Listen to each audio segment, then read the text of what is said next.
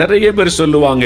ஏன் இப்படி நடக்குன்னே தெரியல, எங்க குடும்பத்துல ஒரு ஆசீர்வாதமும் இல்லை, சம்பளம் வர்ற மாதிரி இருக்குது, கடன் தான் மிஞ்சி இருக்கிறது, வட்டிக்கு எல்லாம் போய் விடுகிறது, ஆஸ்பத்திரிக்கு எல்லாம் செலவாகி விடுகிறது, வியாதி இல்லாத நாளே வீட்டில் இல்லை ஐயா, வியாதி வியாதி வியாதி, பண கஷ்டம் பண கஷ்டம் பண கஷ்டம், ஒன்று நிற்கிறதே இல்லை, ஒரு ஆசீர்வாதத்தை வீட்டுக்குள்ள பார்க்க முடியல, சமாதானமும் இல்லை, கணவன் மனைவிக்குள்ள சண்டை சண்டை, பெற்றோர் பிள்ளைகளுக்குள்ள சண்டை, நிம்மதியே இல்லை வீட்டுக்குள்ள, குழப்பமான நிலைமை, நான் எதை செய்தாலும் நஷ்டம், எதை எடுத்தாலும் தடை, திருமண காரியமா தடை, ஒரு பிசினஸ் பண்ணலான்னா தடை, எதுவுமே வாய்க்க மாட்டேங்குது, ஒரு நிம்மதி இல்லை, சமாதானம் இல்லை, ஆசீர்வாதம் இல்லை. இப்படி தொடர்ச்சியாக கடன், தொடர்ச்சியாக வியாதி, தொடர்ச்சியாக மரணங்கள், எதை எடுத்தால் ஆசீர்வாதமற்ற தன்மை. நீங்க யோசித்து பார்க்கணும், அது சாபத்தின் விளைவாக இருக்கலாம்.